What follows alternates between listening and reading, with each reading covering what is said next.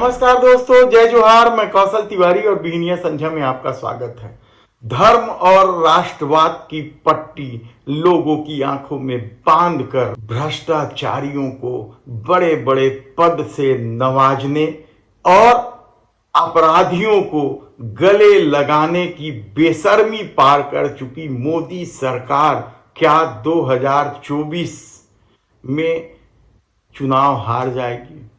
यह बेहद ही महत्वपूर्ण सवाल है, क्योंकि हर योजना मोदी सरकार की फेल हो चुकी है।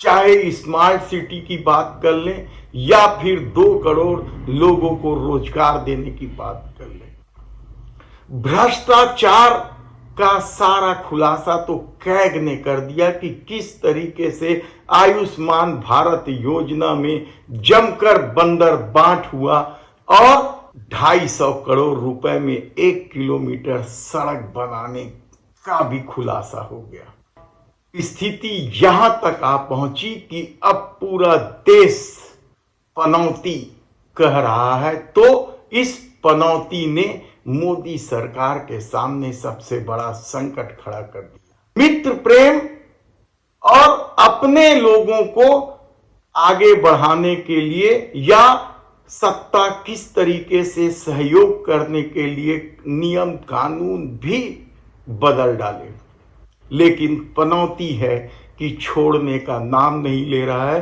और शायद यही वजह है कि अब आरएसएस भी चिंतित है। इस दौर में जिस तरीके से मोदी सरकार ने हाई कमान संस्कृति को बढ़ावा देकर पूरी पार्टी को अपनी मुट्ठी में कर लिया, वह हैरान कर देने वाला है तब जब आरएसएस की मौजूदगी है। लेकिन क्या इस दौर में आरएसएस भी विचारधारा से पीछे हट गया है?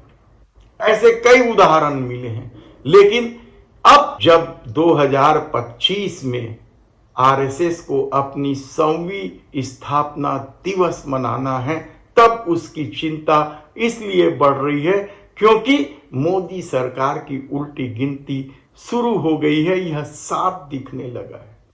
5 राज्यों के चुनाव में जिस तरीके से भारतीय जनता पार्टी की स्थिति खराब हुई है, बिगड़ी हुई छवि के आसरे चुनाव लड़ने की मजबूरी ने या हाई कमान संस्कृति ने भारतीय जनता पार्टी को इस दौर में बेहद ही पीछे ढकेल दिया है।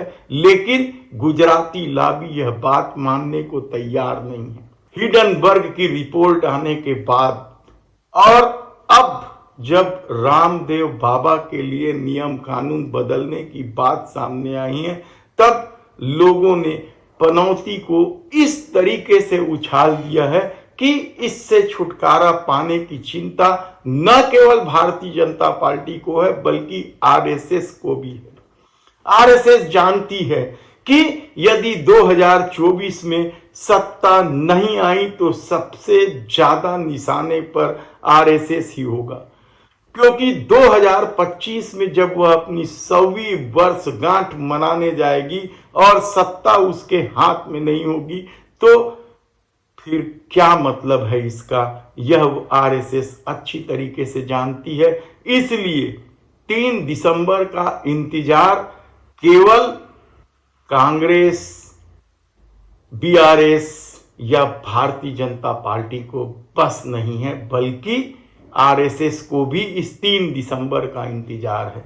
5 राज्यों के चुनाव के परिणाम इस दिन आने हैं और यदि परिणाम भारतीय जनता पार्टी के विपरीत हुए या गुजरात लॉबी के विपरीत हुए या देश के प्रधानमंत्री नरेंद्र मोदी के विपरीत हुए, तो न केवल भारतीय जनता पार्टी में बवाल मचना है बल्कि आरएसएस भी अनुशासन का डंडा चला सकता है।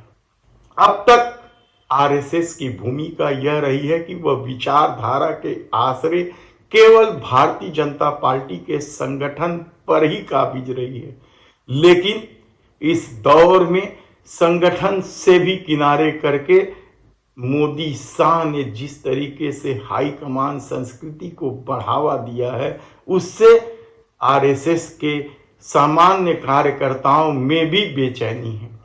बेचैनी तो भारतीय जनता पार्टी के भी उन कार्यकर्ताओं में है जो हर हाल में भाजपा की सरकार चाहते हैं, लेकिन मोदी शाह की रीति नीति के आगे वे बेबस चुपचाप तमाशा बीन बनकर रह गए हैं। ऐसी परिस्थिति में क्या होगा कहना बेहद मुश्किल है, लेकिन कहा जा रहा है कि भारतीय जनता पार्टी के भीतर नितिन गडकरी, योगी आदित्यनाथ, वसुंधरा राजे सिंधिया, शिवराज सिंह चौहान सहित कई नेताओं ने अपनी एक गुटबंदी शुरू कर दी है और 3 दिसंबर का इंतजार उन्हें है।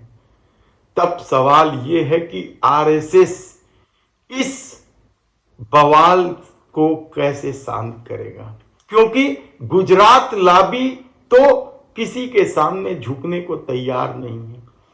खुद 2 विभाग संभालने वाले आईएएस रिटायर होने के बाद जब कहा कि देश के प्रधानमंत्री नरेंद्र मोदी के सामने बोलने की हिम्मत किसी को नहीं है, तो क्या यह तानाशाही रवैया का एक स्वरूप था?